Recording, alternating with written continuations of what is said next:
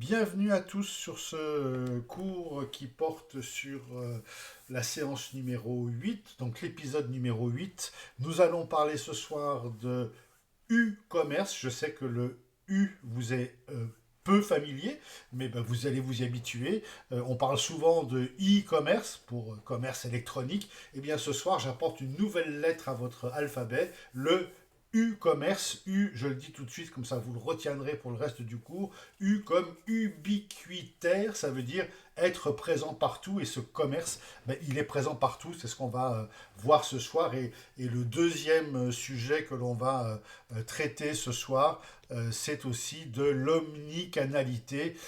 Bien sûr, le commerce ubiquitaire qui est présent partout, et bien par définition, il est omnicanal, puisqu'il va être bien sûr sur différents canaux, en passant par le bon vieux canal physique, donc le magasin au coin de la rue, ou dans un centre commercial, ou dans un mall, ou dans une plateforme logistique de solderie, comme on peut avoir différents groupes qui font de la solderie globale, ou éventuellement même en corner de grande distribution, donc en physique. Et il y a cinq autres états de cette omnicanalité, et tout en bas de l'échelle, ou tout en haut de l'échelle, ça dépend dans quel sens vous la prenez, mais il y aura le commerce dans le métaverse. Et vous le connaissez tous, hein, c'est pour commencer le gaming, mais plein d'autres choses. Alors, où en sommes-nous, et c'est ce qu'on va voir ce soir, où en sommes-nous dans notre travail sur la communication digitale? Eh bien, nous en sommes aujourd'hui à l'épisode numéro 8, vous voyez le e-commerce. Et la prochaine fois, on traitera du plan digital. Et c'est sur ce plan digital et sur la totalité de ce qu'on a vu depuis le début de l'année, nous entamerons le premier travail de groupe qui portera sur un cas à résoudre pour vous, qui s'appelle le cas de l'agence. Vous êtes une agence de communication et vous allez devoir faire un certain nombre de choses. Je vous ferai un brief à part pour ce travail. Donc commençons tout de suite ce cours sur le e-commerce. Donc vous savez déjà ce qu'est le U de e-commerce et ce qu'il apporte en plus par rapport au e-commerce. Donc le e-commerce, c'est tout simplement le commerce électronique, on va dire globalement pour le faire simple, brutal et direct. Vous allez me donner des noms, tiens, de ce e-commerce, et vous allez surtout me dire et réfléchir pourquoi est-ce que j'ai choisi la couleur orange pour parler du e-commerce, du u-commerce. Et pour faire une introduction sur ce sujet qui est un sujet extrêmement intéressant, il y en aura d'autres questions intéressantes auxquelles vous pouvez réfléchir à tête reposée quand vous en aurez le loisir. Cette première question, donc pendant que vous réfléchissez à pourquoi cette couleur orange, et puisqu'on parle de e-commerce, c'est quoi le e-commerce? Ça tient en quatre noms que l'on va voir dans quelques instants. Mais pour commencer pas une anecdote, mais par une petite question, une question un peu complexe, qui consiste à dire que aujourd'hui le retail classique, donc la vente classique, le magasin qui ouvre à 10 heures, qui ferme à 19 heures avec que ce soit de l'agroalimentaire, de la cosmétique, des vêtements, des articles de sport, qui présente ces articles sur des étagères avec des prix en dessous. Ce commerce-là, un peu traditionnel, un peu à l'ancienne, eh bien, il est mort. Et cette expérience, vous êtes tous et toutes arrivés très fréquemment, qui est, vous faites l'effort de vous déplacer dans un point de vente physique, pour voir un vêtement, pour voir un détail, pour voir un produit. Et soit le produit n'est pas présent dans le magasin, soit la taille n'est pas présente, votre taille, votre pointure n'est pas présente dans le magasin, ou le coloris que vous vouliez n'est pas présent dans le magasin, ou le magasin que vous avez choisi est de taille inférieure, et à cause de ça ils n'ont pas la gamme complète, et ils vont vous dire cette fameuse phrase qui vous est tous arrivé d'entendre et qui vous a très certainement irrité et qui explique pourquoi le titre de ce soir c'est entre autres le retail est mort et vive le néo-retail. Et j'en profite même pour introduire un nouveau concept qui est le retailtainment. Donc c'est le retail et entertainment. C'est un retail qui doit nous enchanter, qui doit nous amuser, qui doit nous, en gros, qui doit nous pousser à venir. Parce que la phrase qui vous a toujours excédé, j'imagine, c'est on l'a pas en magasin, on n'a pas votre taille, on n'a pas votre coloris, on n'a pas le produit, on n'en a plus en stock. Commandez-le sur Internet. Et là, on a tous envie de dire, bah, si c'est pour le commander sur Internet, j'aurais pu rester chez moi, c'était pas la peine que je fasse l'effort de me déplacer, éventuellement de faire la queue, d'attendre, de me garer, de venir, de faire l'effort de venir jusqu'ici, pour qu'au bout du compte, vous me disiez, bah, il n'y a plus de cabine d'essayage, on ne peut pas essayer les produits. Eh bien, achetez-le, et puis vous nous le retournerez sur Internet, et on vous enverra une autre taille sur Internet. Bah, à ce moment-là, bah, je fais tout sur Internet et je viens plus au point de vente. Et c'est pour ça que est inventé ce terme de retailtainment. C'est que aujourd'hui, pour justifier notre déplacement dans un point de vente physique, eh bien, il faut que ce point de vente nous propose, je vais utiliser un terme qu'on a beaucoup utilisé depuis le début de l'année, il faut que ce point de vente nous propose une expérience hyper intéressante, hyper attractive, qui nous motive à nous déplacer pour venir dans le point de vente versus rester sur Internet, faire son petit choix et travailler tout ça. Alors, pendant que je vous expliquais toute cette information sur le e-commerce, sur le retail est mort, vive le néo-retail et ce fameux retailtainment, est-ce que vous êtes capable de me dire pourquoi j'ai choisi la couleur orange pour traiter, et ce orange précis, pour traiter du e-commerce? Alors, je ne laisse pas le suspense plus longtemps, mais tout simplement parce que les 4 plus grosses enseignes de e-commerce ont choisi le orange, en commençant historiquement par Amazon, qui a choisi la petite flèche du sourire orange qui va de A à Z. Et c'est aussi le nom de leur garantie, la garantie Amazon, c'est la garantie de A à Z. Et pour ceux d'entre vous qui ont déjà fait l'expérience d'un retour produit sur Amazon ou d'un avoir sur Amazon ou d'un produit défectueux sur Amazon, eh bien, force est de constater que cette garantie de A à Z joue extrêmement bien et qu'il rembourse les produits avec une rapidité complètement déconcertante qu'on peut expliquer, et c'est en fait avantageux pour eux, mais le grand géant chinois du e-commerce qui s'appelle Alibaba a aussi choisi la couleur orange, certainement pour copier Amazon, hein, voir ce qui s'est passé entre WeChat, l'ex-messagerie, mais qui est devenue beaucoup plus qu'une messagerie, l'ex-messagerie chinoise et WhatsApp, ils avaient pris le même vert, le même type de logo, donc là, Alibaba a choisi ce même orange. L'autre géant du e-commerce est africain.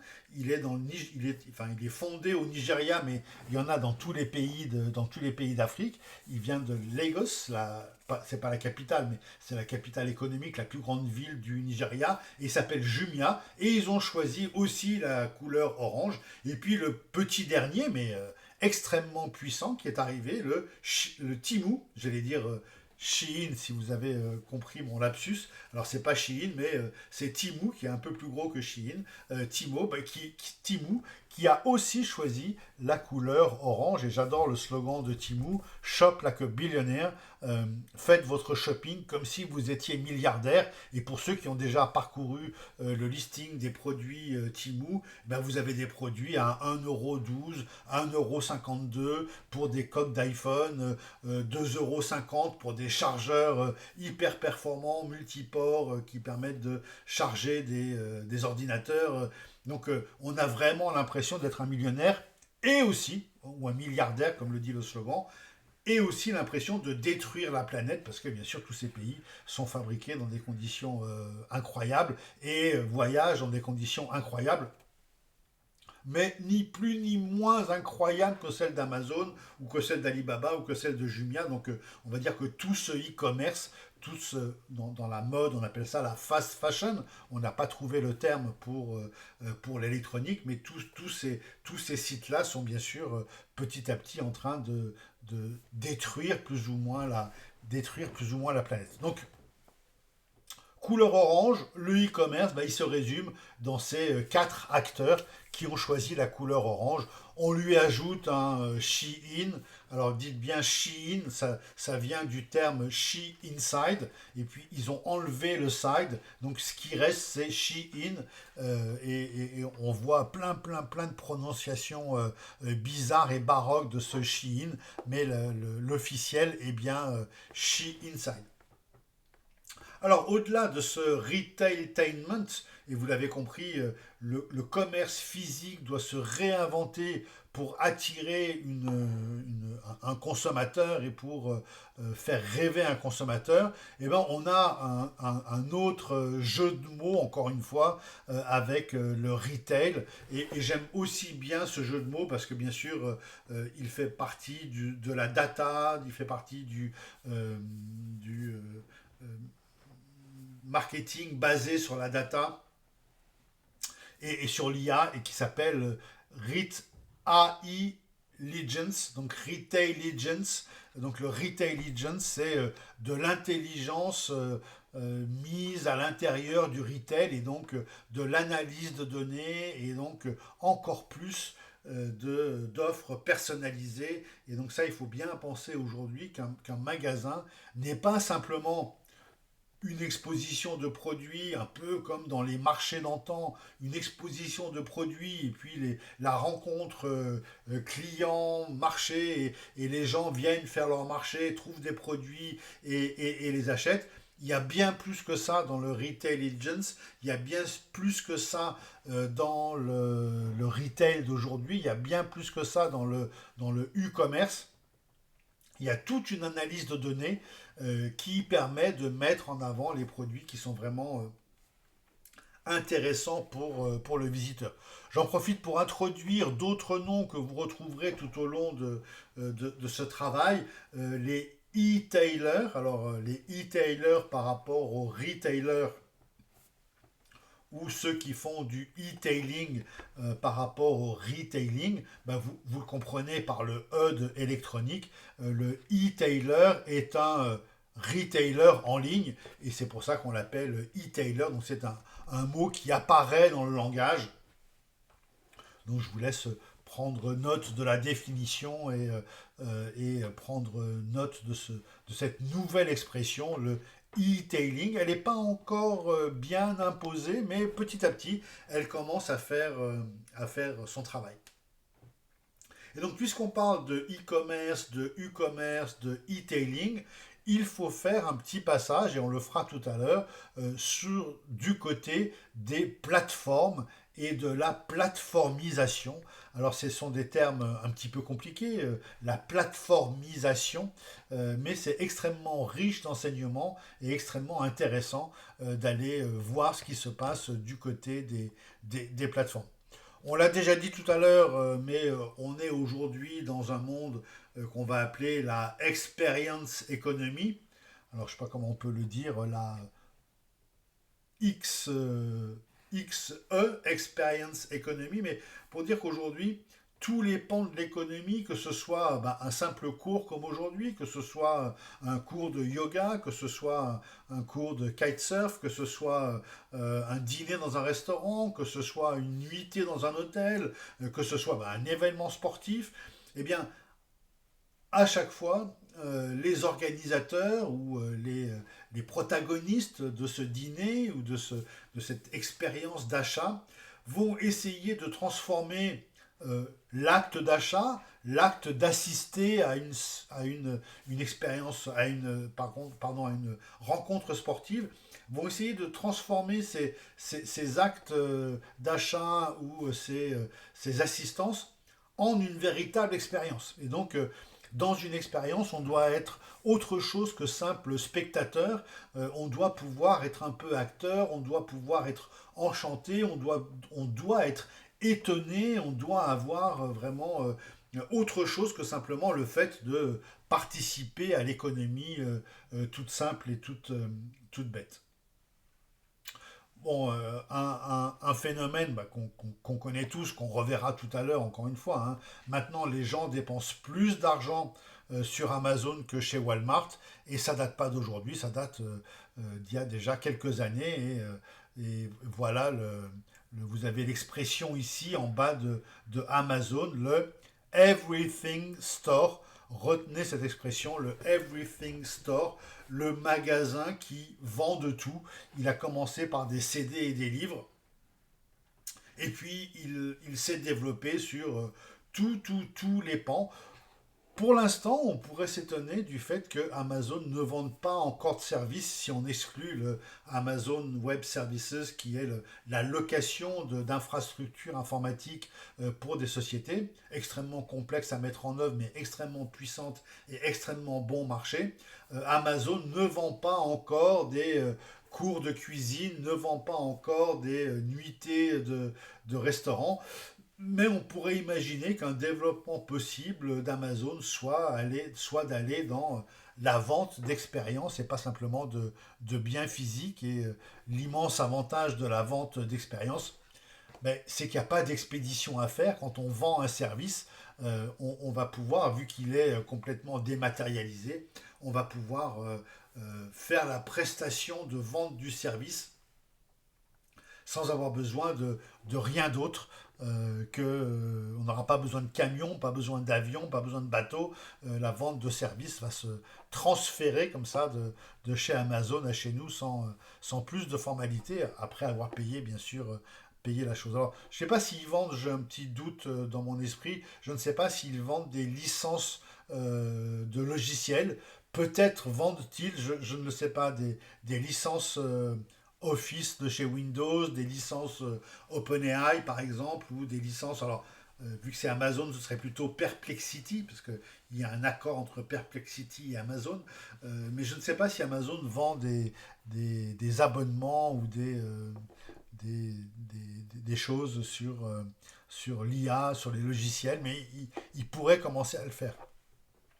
Alors, un graphique que vous allez devoir appréhender de plus en plus, que vous allez devoir vous habituer à voir, c'est ce fameux, et vous en aurez un à faire dans le cas de l'agence, c'est ce fameux parcours qui monte comme ça et qui descend, et qui est un parcours omnicanal. Donc, chacun des canaux, alors il y a plein de représentations. Là, c'est sous forme d'une route avec des petits points. Là, c'est sous forme d'étoiles. Mais tout ça, c'est pour dire que le client va passer d'un canal à l'autre. Et c'est ça qu'on appelle l'omnicanalité. On va regarder ça en détail tout à l'heure.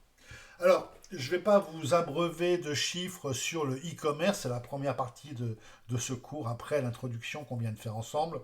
Je ne vais pas vous abreuver de chiffres sur le e-commerce, parce que d'abord il change tout le temps, donc on retrouve là la couleur orange.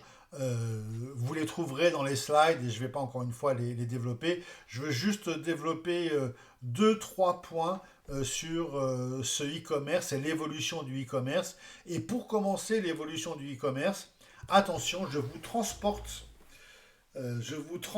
au 19e siècle, même pas le 20e, hein, 19e siècle, avec une citation de monsieur Wanamaker, John Wanamaker, qui nous dit que la moitié, et c'était l'ancêtre, non pardon, c'est pas l'ancêtre, il a copié ce que Boussicault a fait au bon marché, puisqu'il a une dizaine d'années de retard sur Boussicault et le bon marché, le premier grand magasin officiel du monde, donc le bon marché à Paris, 7e arrondissement, avec monsieur Boussicault, monsieur et madame Boussicault d'ailleurs.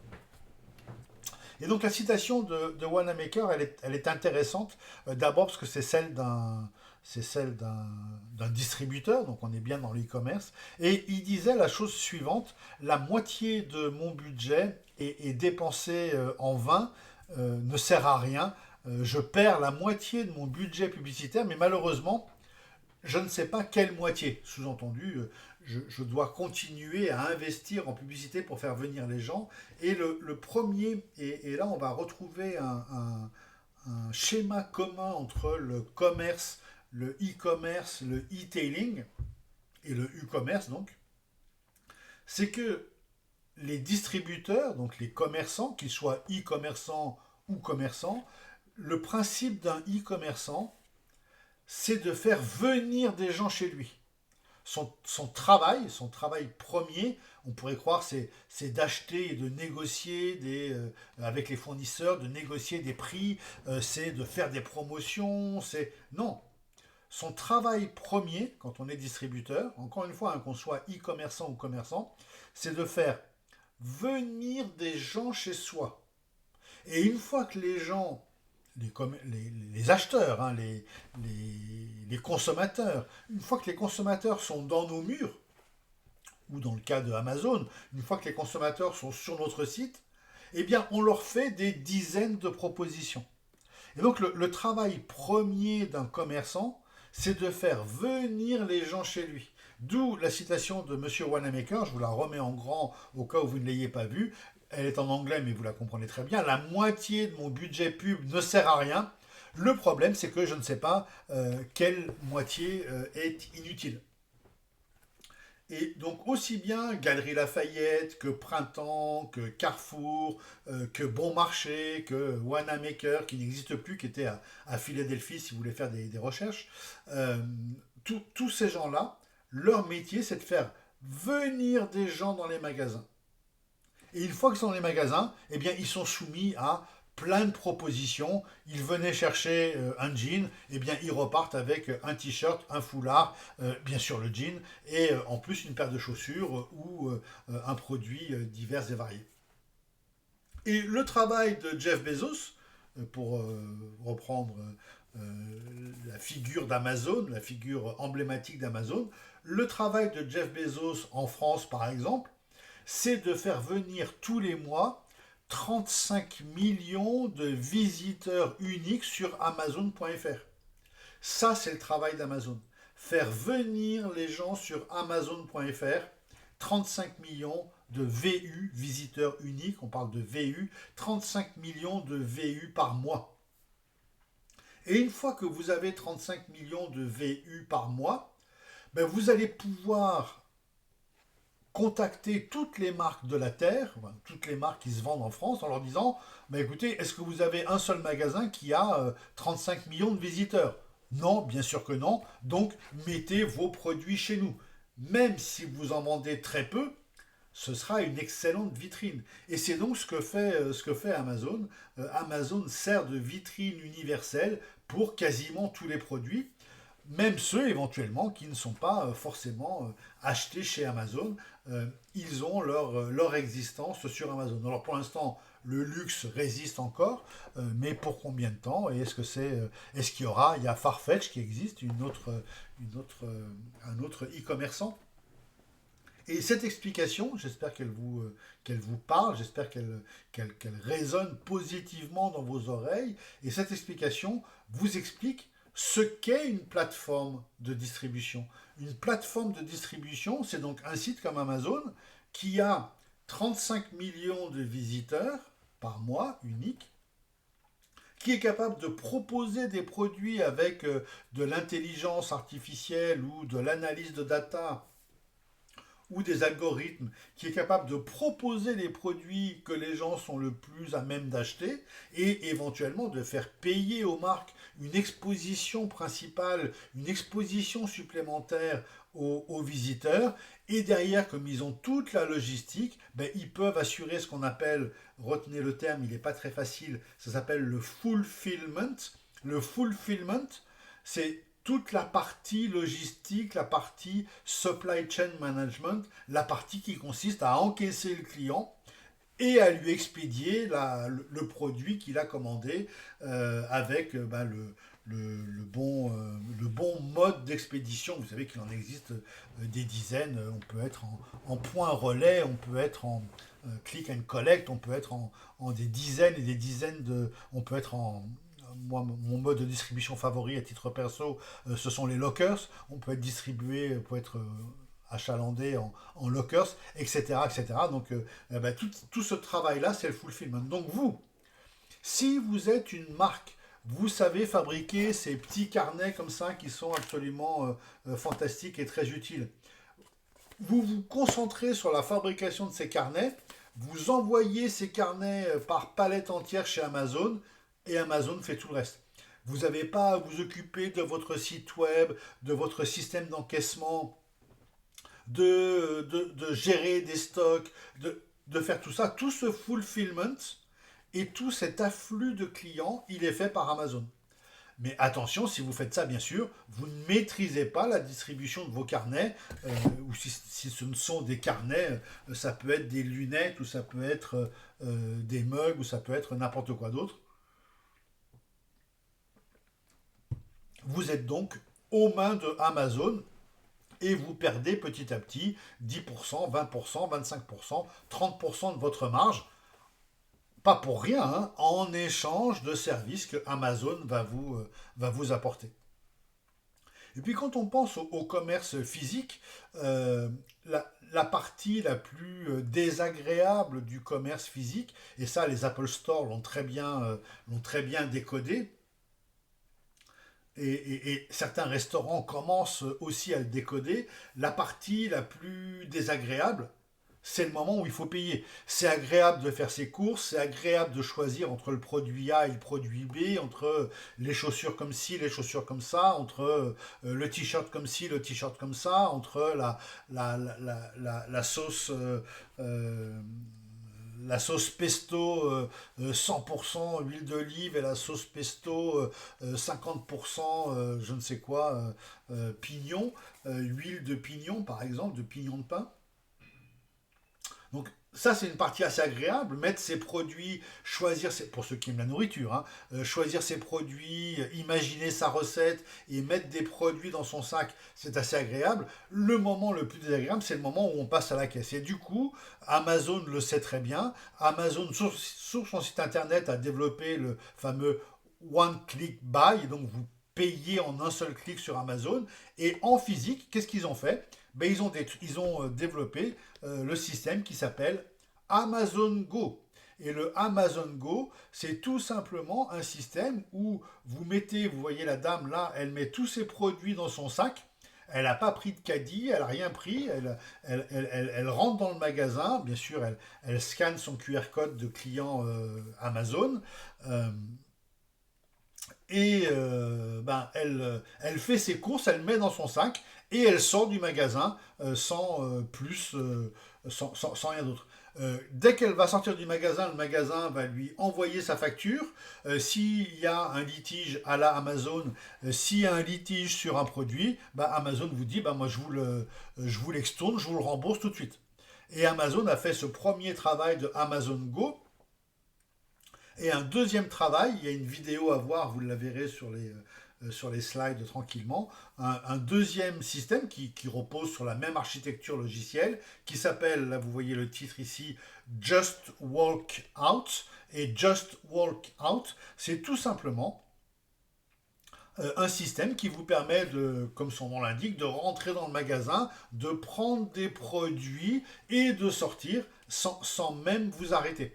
Et quand ils implantent ça dans des endroits où il y a des événements, des matchs de football américain, des concerts énormes ou des rassemblements énormes, eh bien le simple fait d'avoir un magasin Just Walk Out, donc sans queue à la caisse, sans monde superficiel, eh bien ça multiplie les ventes par 3 puisque la personne qui regarde son match de basket peut à un temps mort courir, chercher deux boissons et revenir s'asseoir, le temps mort n'est toujours pas fini. Et il est sûr et certain qu'il mettra 2 minutes 30, pas plus, pour faire ce chemin-là. Il n'y a pas cette attente, il n'y a pas ce passage en caisse, il n'y a pas ce blocage, il n'y a pas tout ça. On prend les produits et on s'en va.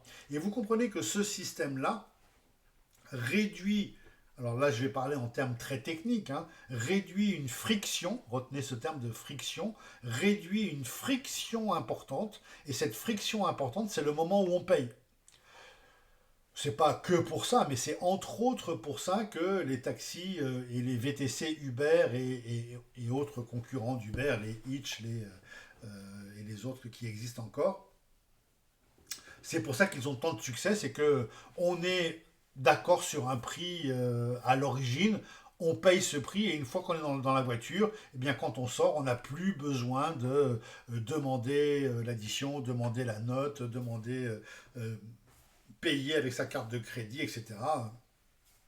On peut, comme le nom l'indique ici de Amazon, on peut just walk out the car et ça y est, on a payé. Et les restaurants font un peu la même chose avec, pour certains restaurants, vous aviez vu arriver pendant l'épidémie de Covid les cartes et les menus en QR code. On flashait un QR code pour avoir la carte du restaurant. Et aujourd'hui, ce qu'on voit de plus en plus, c'est les QR codes pour payer.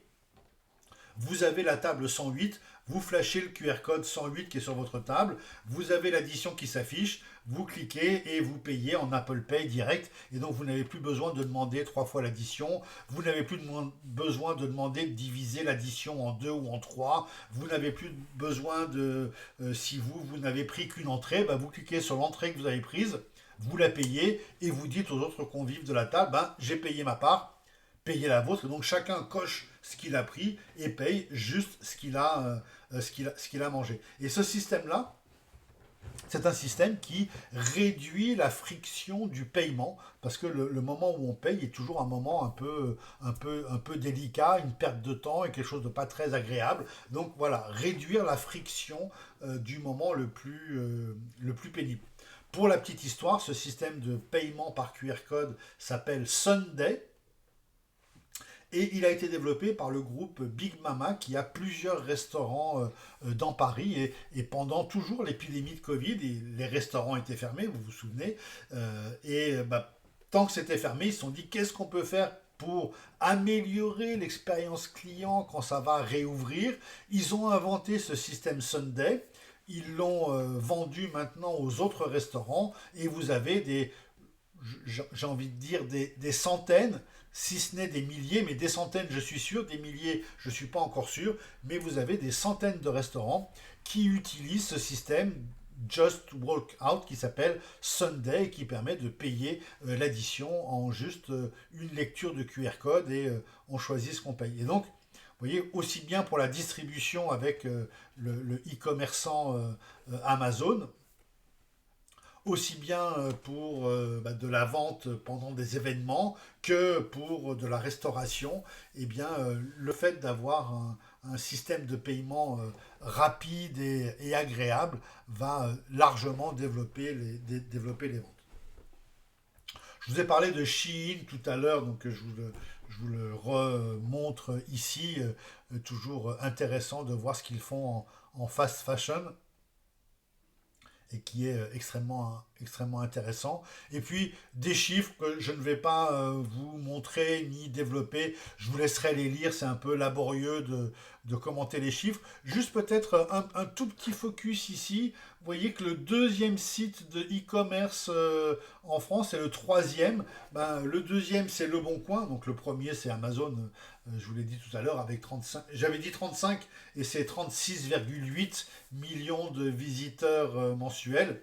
Donc c'est plus que ce que je vous disais. Et le deuxième, Le Bon Coin, le troisième, Booking. Donc comme quoi, le C2C, pour dire consumer to consumer, donc sans passer par un revendeur, donc la vente directe genre eBay pour ceux qui se souviennent de eBay, ou Rakuten pour ceux qui se souviennent de Rakuten, ou Le Bon Coin, là tout le monde connaît Le Bon Coin, donc la vente directe est aujourd'hui un secteur qui se développe bien, et puis la vente de services. Je vous ai dit qu'Amazon ne vendait pas de services, mais Booking vend des services, SNCF vend des services, et ils le vendent à travers ces sites de e-commerce.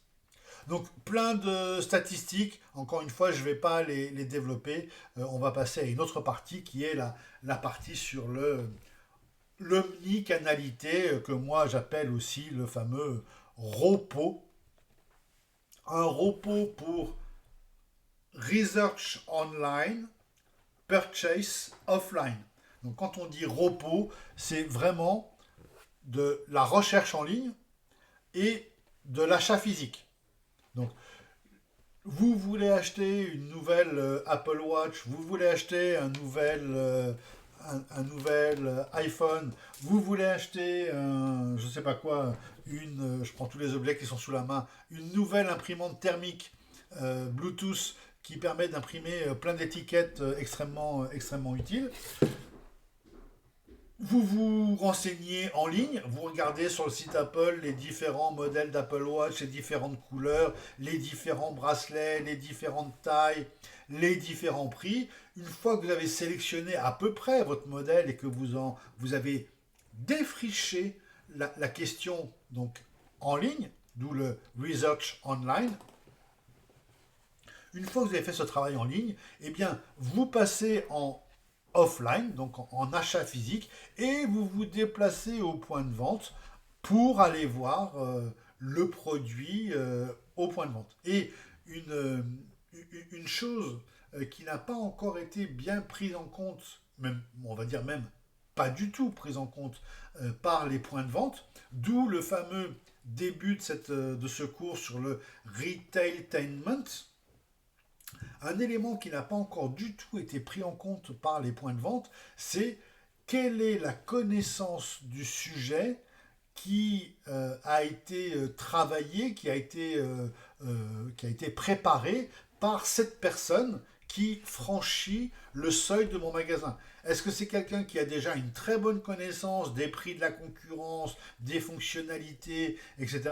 Ou est-ce que c'est quelqu'un qui vient comme ça un peu au hasard et qui n'a aucune idée de ce qu'il va acheter?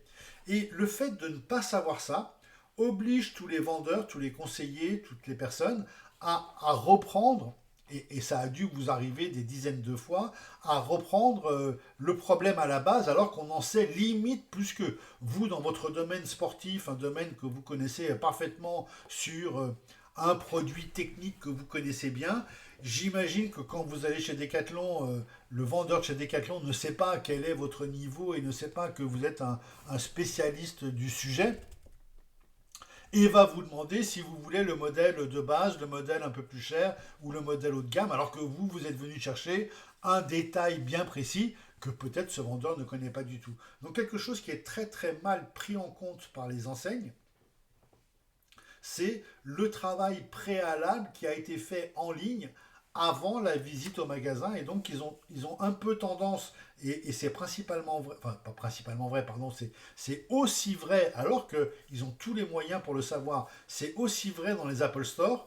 Moi qui ai quasiment depuis 10 ans toute la gamme des produits Apple, vous vous doutez bien que j'en connais un rayon sur les produits Apple. Et bien à chaque fois que je vais dans un Apple Store, on m'accueille comme si j'étais un débutant en produits Apple et en me proposant des options de base, alors que dans mon langage, ils devraient comprendre que j'ai à peu près tous les produits. Donc maintenant, je me présente un peu différemment, mais ça ne change pas grand-chose. Ils ne sont pas très enclins à m'accueillir différemment.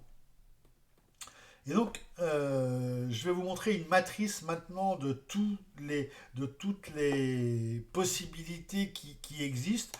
Je vous l'agrandis dans une seconde. Donc, on a vu le fameux repos. Vous allez le retrouver en haut à gauche de la matrice, donc le Research Online et Purchase Offline. Et puis, vous avez bien sûr, si on dit d'un côté il y a la recherche, de l'autre côté il y a l'achat, vous avez aussi bien sûr trois autres possibilités, vous le comprenez très bien. Ici, le repos, donc l'inspiration était online et l'achat il est offline, mais vous avez aussi du offline-offline. C'est-à-dire que vous vous baladez dans un centre commercial, vous n'avez pas prévu d'acheter des nouvelles baskets, vous voyez un nouveau magasin On, vous rentrez, donc vous n'avez aucune connaissance des produits On, des différentes gammes de prix et des différents modèles, vous rentrez dans ce point de vente On, vous essayez une paire de baskets et vous l'achetez tout de suite. Donc là, c'est du 100% physique. C'est la recherche, elle a été physique. Vous avez connu la marque en passant devant le magasin. Enfin, connu, vous connaissiez déjà la marque, mais vous avez fait connaissance avec les produits en rentrant dans le magasin et directement vous avez acheté un produit. Et puis vous avez bien sûr d'autres possibilités aussi. Le fameux ici 100% en ligne. Et c'est le cas par exemple de cette imprimante thermique. Je voulais une imprimante thermique, je l'ai cherchée dans Amazon, je l'ai trouvée, je l'ai achetée.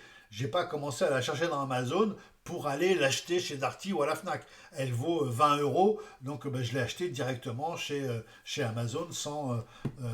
J'ai recherché, j'ai connu et j'ai acheté directement sur Amazon. Et puis un autre sujet qu'on voit sur les produits assez impliquants d'un certain prix qui s'appelle le showrooming. Et donc là, par exemple, vous lâchez une nouvelle télé, plutôt que de rechercher sur Internet où vous avez des pages et des pages de description et puis vous comprenez pas bien. Et puis franchement, pour voir la qualité d'une télé sur Internet, vous comprenez qu'un écran dans l'écran n'est jamais l'écran que vous allez voir avec vos yeux dans votre chambre ou dans votre salon. Donc vous allez commencer par regarder les différentes épaisseurs, les différents cadres, les différents modèles, les différentes luminosités à la Fnac, chez Darty ou chez Boulanger. Vous voyez les produits en réel, c'est ce qu'on appelle le showrooming. Vous notez les produits qui vous intéressent. Vous rentrez chez vous et vous les commandez sur Amazon ou sur le site samsung.fr ou sur le site, pourquoi pas, sur le site Boulanger. Mais vous le faites de chez vous, vous n'achetez pas directement le produit. Donc voilà les quatre grands états en partant de ces deux constantes que sont où est-ce que j'achète le produit, est-ce que je l'achète en ligne ou au point de vente, et où est-ce que je prends mes renseignements, et là en ligne ou point de vente.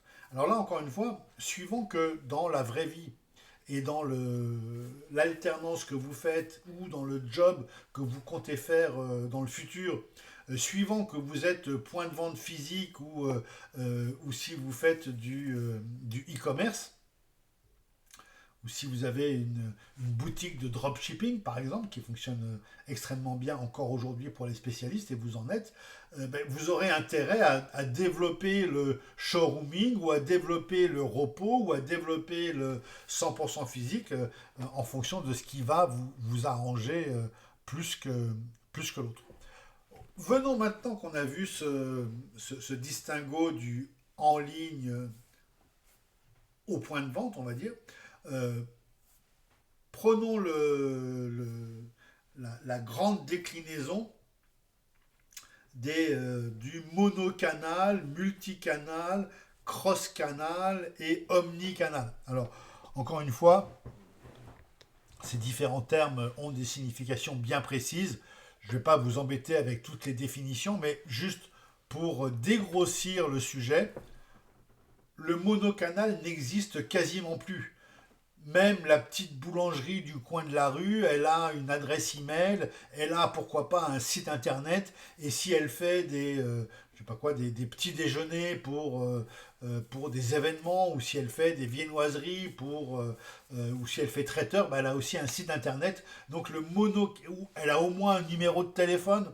Donc on va dire que le monocanal n'existe quasiment plus. Le monocanal, ce serait pourquoi pas le cultivateur qui vient tous les jeudis au marché de Saint-Georges vendre ses pommes de terre au marché de Saint-Georges. On peut ni l'appeler, ni lui envoyer un email, ni un SMS, rien du tout. Il a un seul canal de vente. Il vend ses pommes de terre ou ses fromages au marché de Saint-Georges. Euh, Très certainement, s'il a pas de succès, il va continuer à faire comme ça. S'il a du succès, il est fort probable que très rapidement, il mette en place une adresse internet, un 06, pour qu'on puisse savoir s'il vient ou s'il vient pas au marché quand on a besoin de le croiser. Et s'il a un peu de succès, très certainement, il fera un site internet pour présenter ces différentes cultures, les différentes saisons, et donc très certainement, il passera multicanal. Donc multicanal, très simple, vous avez à la fois du téléphone, à la fois de l'email, à la fois du SMS, à la fois de la vente physique et à la fois un site internet. Et pourquoi pas, soyons fous, vous avez une app. Donc là, c'est multicanal. Vous avez différents canaux de vente. Très facile. Le cross-canal, c'est un peu plus futé, un peu plus élaboré. Et c'est la situation dans laquelle sont quasiment la majorité des entreprises aujourd'hui. Elles sont en cross-canal. C'est quoi le cross-canal? C'est vous avez un canal de vente sur Internet et vous avez un canal de vente en magasin physique et pourquoi pas dans d'autres canaux, mais prenons ces deux-là. Et vos clients peuvent très bien commencer à constituer un panier sur le web et venir en magasin pour retirer ces produits, les essayer, rendre ceux qui ne vont pas et compléter leurs achats. C'est donc du cross-canal. Vous avez croisé deux canaux, un qui est le physique, où le client vient chercher ses produits pour les essayer et pour vous rendre ceux qui ne vont pas, et un web, parce qu'il a commandé tout ça sur le web, et il a très certainement déjà payé sur le web, donc il a fait du click and collect, et donc dans ce click and collect, eh bien, c'est du cross-canal. Et puis, on peut très bien aussi avoir le cas où vous avez une app et un magasin, où vous avez une app et un site, et donc le client, il peut commander sur l'app, ensuite revenir sur le site pour voir en grand écran les différentes combinaisons et modifier sa commande sur le site, donc le site web qui est dans un browser sur un laptop, et pourquoi pas ensuite payer avec l'application. Donc ça, c'est ce qu'on appelle du cross-canal. Donc il y a plusieurs canaux et les ventes peuvent se débuter sur un canal et se terminer sur l'autre. C'est ce qu'on représente par ce schéma-là. Vous voyez, ici, je vais vous le mettre en grand. Ici, on commence l'achat dans un magasin et pour 19%, on finit l'achat sur le web. Ou on commence en magasin et pour 6%, on le finit en mobile. Ou à l'inverse, on commence en web et pour 26%, on finit au magasin. Vous comprenez? Ou je le commence en mobile et pour 40%, je le finis sur le web. Donc là, c'est ce qu'on appelle du cross-canal. On va d'un canal à l'autre. Mais vous voyez à chaque fois la majorité, quand on commence en magasin, 74% finissent en magasin. Quand on commence sur le web, 60% finissent en web. Et quand on commence sur le mobile, 33% finissent sur le mobile. Donc ça, c'est tout simplement du cross-canal. Maintenant, quand on veut passer au dernier échelon, mais auquel quasiment personne n'est arrivé à part quelques entreprises, dont Nespresso par exemple, quand on veut passer à l'omnicanalité, là, ça suppose des choses beaucoup plus complexes. Ça veut dire que, 1, on est présent sur tous les canaux, physique, web, app, social, métaverse. Et qu'on peut commencer son achat dans l'un des canaux, n'importe lequel, le continuer dans un deuxième canal et le finir dans un troisième canal. Et donc, en termes schématiques, l'omnicanal, c'est ça. Je commence dans le store, je continue sur le web, et du web, je le finis sur le mobile. Et je rajoute le métaverse, et je le finis sur le métaverse. Donc, c'est ça. L'omnicanalité, c'est je commence dans n'importe quel de ces états, je me transfère dans un autre, et je me transfère dans un autre. Alors, tout simplement, pourquoi est-ce que c'est Nespresso qui est champion de l'omnicanalité? Mais parce que les capsules de café Nespresso, quand vous commandez 10 arpeggio, 10 Roma, 10 ristretto, que vous les commandiez sur l'app, sur le web ou au magasin, tous les magasins du monde ont des arpeggios, des ristretto et des Roma. Ou je ne sais pas ce que j'ai dit, des cosy, enfin peu importe. Donc les produits sont interchangeables. Vous comprenez que si c'était des produits beaucoup plus lourds, beaucoup plus encombrants, avec un nombre de références absolument dingue, il serait très très dur de commencer, de commencer la commande sur le web et de dire bah, je vais les chercher dans 1 heure au magasin parce qu'il faut qu'ils viennent de l'entrepôt au magasin et puis de dire ensuite bah, je finis sur l'application mais parce qu'il faut qu'ils changent d'entrepôt et donc c'est beaucoup plus difficile à faire pour d'autres types de points de vente. Je passe différents types différents types de vente, néanmoins un tout petit passage par le social selling. Donc ça, c'est les ventes qui sont inclus dans les réseaux sociaux, donc du style des ventes sur TikTok, des ventes sur Instagram, des ventes qui utilisent les réseaux sociaux. Juste vous citer l'exemple, je ne me souviens jamais de son nom, mais si ça vous intéresse, vous me le demanderez et je vous le retrouverai. Il est sur une autre slide que je n'ai pas ici. Euh, il y a une personne en Chine qui a réussi un exploit, parce que moi j'appelle un exploit, mais qui doit encore une fois vous faire réfléchir. Cette personne, en 1 heure de live sur de la cosmétique, la chaîne c'est My Beauty quelque chose, j'ai oublié le nom exact, si vous le voulez je vous le retrouve, mais cette personne, en 1 heure de live, a réussi à vendre pour, écoutez-moi bien, 2 millions d'euros, ou 2 millions de dollars de produits. Pendant 1 heure, elle a montré, voilà, ben moi j'utilise le stylo machin pour faire comme ci, comme ça, j'utilise le fard pour faire comme ci, comme ça, j'utilise la crème pour faire comme ci, comme ça, j'utilise ça pour faire ça, ça pour faire ça, et en même temps les gens commandaient, et en 1 heure de live, elle a réussi à vendre pour une valeur de 2 millions d'euros de produits. Ils étaient 450 000 dans ce live. Et donc, bah, vous voyez, 450 000 pour 2 millions, ça veut dire que chaque personne a acheté pour 4 euros de produits, ce qui n'est pas beaucoup. Alors, tout le monde n'a pas acheté, bien sûr, hein, même si la moitié ou un tiers ont acheté. Oui, ça fait, quand on a 450 000 personnes sur le live, ça fait un panier moyen qui n'est pas très important. Mais la réflexion, et c'est du social selling, mais la réflexion auquel je voudrais vous inviter ici, c'est la réflexion suivante. Si une influenceuse est capable de vendre pour 2 millions de produits en 1 heure à travers TikTok, par exemple, à quoi ça sert, moi, marque de cosmétiques, que j'ouvre un point de vente avec l'allocation du foncier, avec l'aménagement du local, avec 2, 3, 4 salaires à payer tous les mois, des horaires d'ouverture, avec plein de contraintes de stock, d'approvisionnement, de soldes, de vol, de la démarque inconnue, comme on dit plus pudiquement. Pourquoi est-ce que je vais m'embêter à faire tout ça si en passant par une influenceuse cosmétique, j'arrive à vendre pour 2 millions d'euros de produits en 1 heure.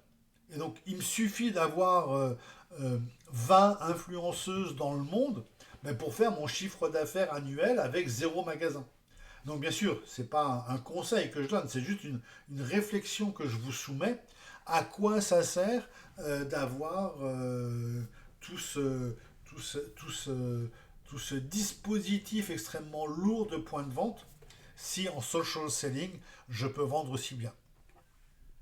Un petit cas à part dans le monde du e-commerce que je voudrais vous citer, qui est VP. VP est un cas à part, c'est l'espèce de vente privée, il s'appelait venteprivée.com avant, c'est l'espèce de vente privée et qui ont l'immense avantage de se dérouler par campagne d'emailing.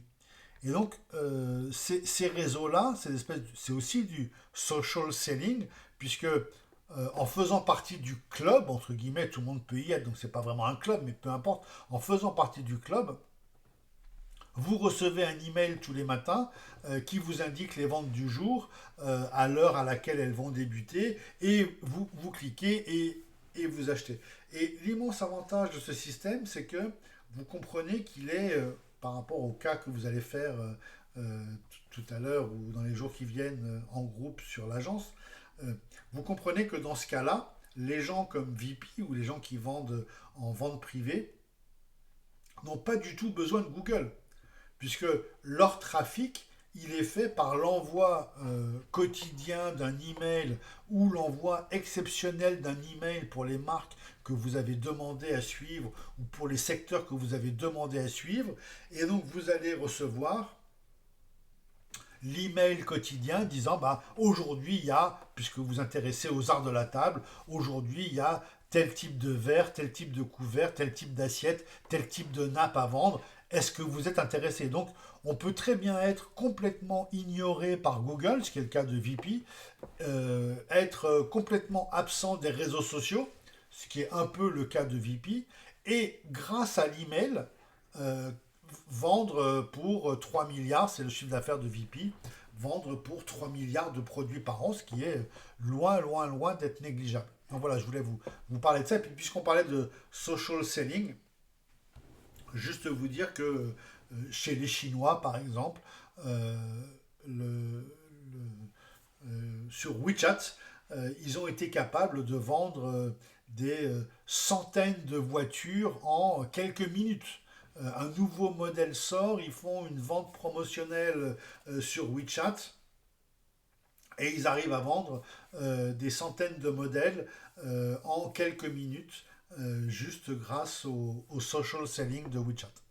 J'aimerais vous parler d'un autre sujet, toujours bien sûr dans le e-commerce, dans le e-commerce, c'est la notion de wallet et de portefeuille virtuel et éventuellement même de paiement invisible. Donc j'ai déjà évoqué le paiement invisible en parlant du one click de chez Amazon, en parlant du Amazon Go et en parlant du Just Walk Out de Amazon, en parlant aussi de Uber et en parlant aussi de Sunday, l'application qui permet de payer dans les restaurants. Mais ce que je voudrais vous évoquer ici en vous parlant de wallet de distribution, c'est le e-commerce de demain dans le métaverse et payer en crypto-monnaie. Vous savez que pour payer en crypto-monnaie, on aura un wallet. Donc ce wallet, par exemple MetaMask, pour ceux qui connaissent ce produit-là, mais il y en a des dizaines d'autres, peu importe le wallet. En fait, on se log et on paye avec son wallet. Et donc on reçoit des informations à travers son wallet aussi. Et donc ça, c'est extrêmement intéressant de considérer que l'email de demain, le réseau social de demain, ce sera, je le fais simple pour que tout le monde comprenne bien, ce sera votre carte bancaire. En fait, ce ne sera pas votre carte bancaire, ce sera votre wallet. Mais c'est un petit peu comme si tout ce que vous avez acheté avec votre carte bancaire depuis 6 mois, par exemple, permettait aux personnes à qui vous avez payé ne serait-ce que 10 euros ou 15 euros ou 20 euros, peu importe, eh bien, le fait que vous ayez payé 20 euros à tel restaurant ou payé 20 euros à tel organisme ou à tel magasin, ben, le simple fait que vous ayez payé avec votre carte bancaire permet aux commerçants de vous recontacter via votre carte bancaire. Ce qui aujourd'hui, on le sait, n'est pas possible et n'est pas souhaitable, et c'est très bien comme ça. Mais dans le commerce de demain, basé sur un wallet, eh bien ça, ce sera le quotidien.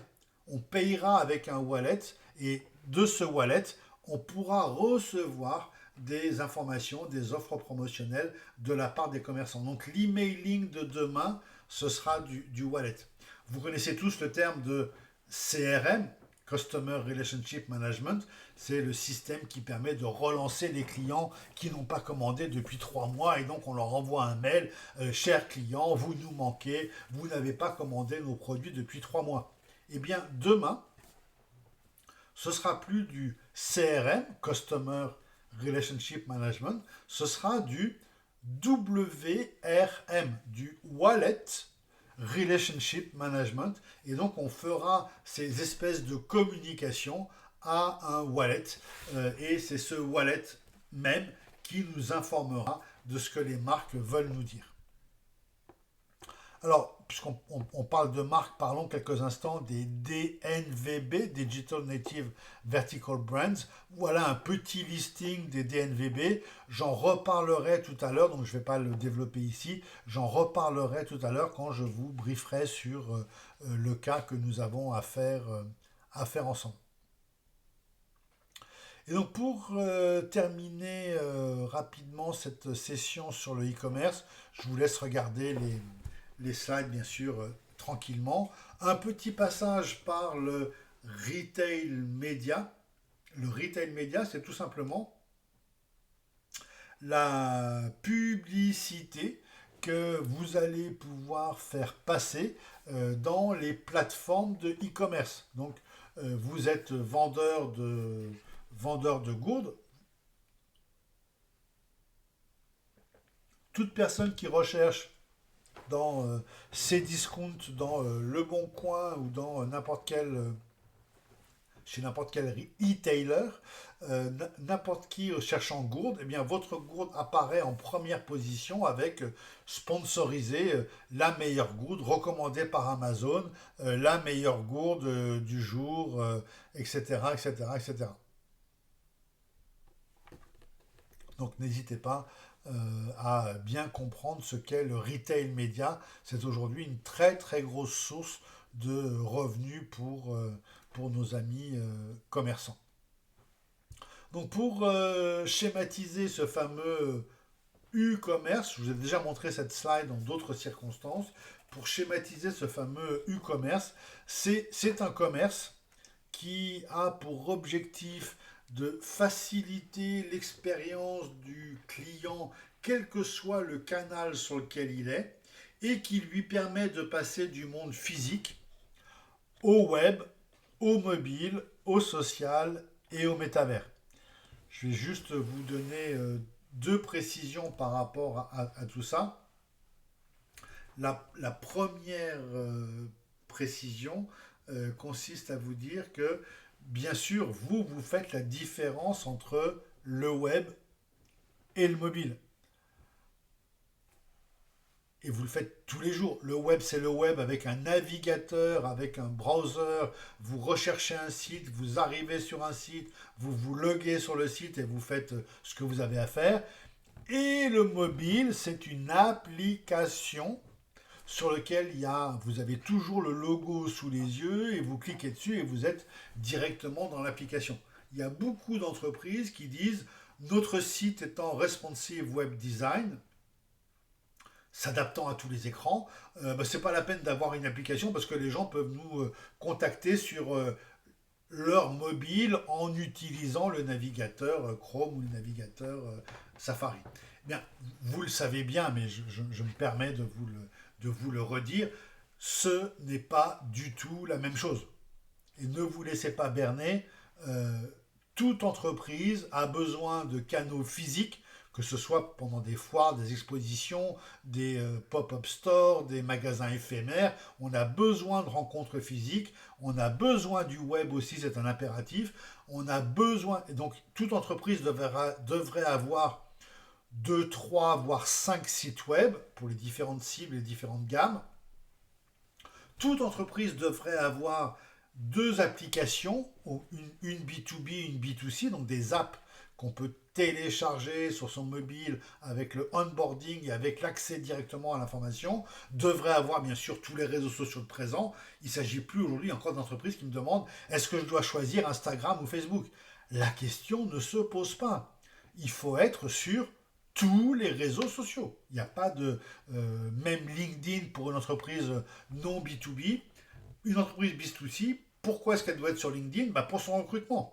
Et une entreprise B2B, pourquoi est-ce qu'elle doit être sur Instagram? Parce que ces acheteurs B2B, ils ont un compte Instagram et même un compte TikTok. Et donc, on doit attraper les gens là où ils sont. Et puis, bien sûr, le métavers. Aujourd'hui, c'est encore anecdotique, mais avec le gaming, avec le e-sport, avec tout ce qui se passe sur ces domaines-là, ça va prendre de plus en plus d'importance et bien sûr, il faut être présent sur le métavers. Donc ça, c'est la première précision par rapport à ce schéma. Et deuxième précision, elle n'est pas vraiment inscrite ici, mais elle est induite de ça.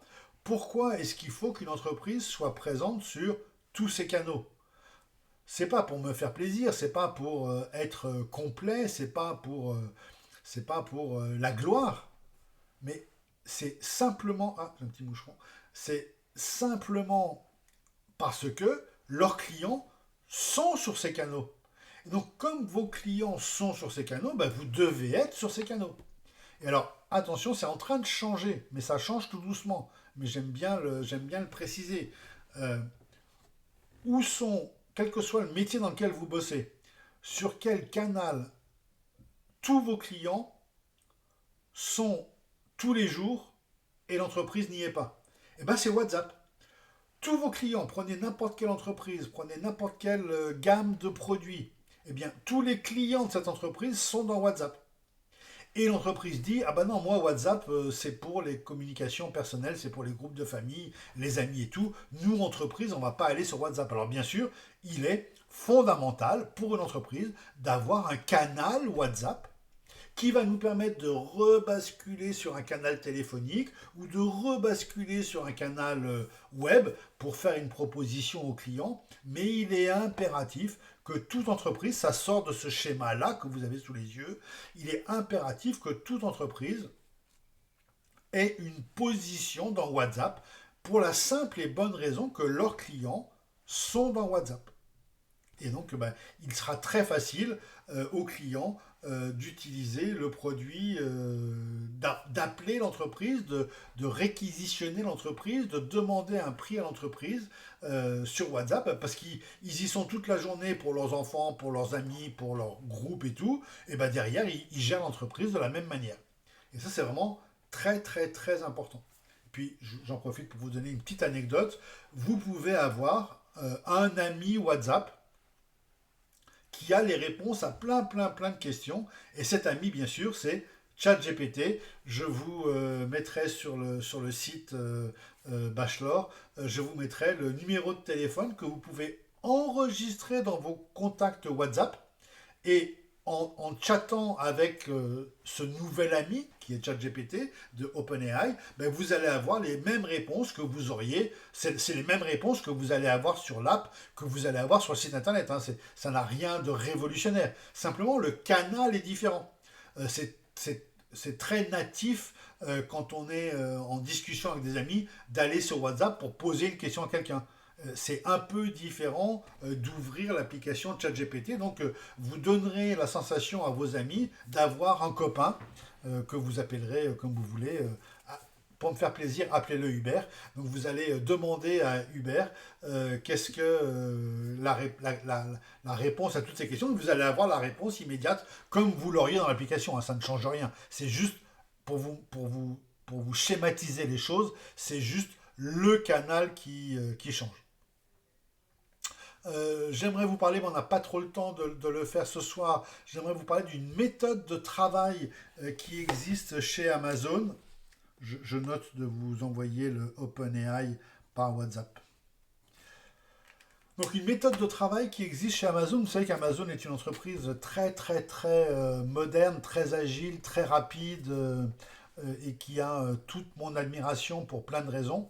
Et toute ma détestation pour d'autres raisons, qui sont des raisons plutôt écologiques, mais mon admiration pour la méthode de travail. Et je vais vous donner comme ça quelques anecdotes Amazon. La première anecdote qu'on donne quand on connaît Amazon, c'est l'anecdote de la chaise vide.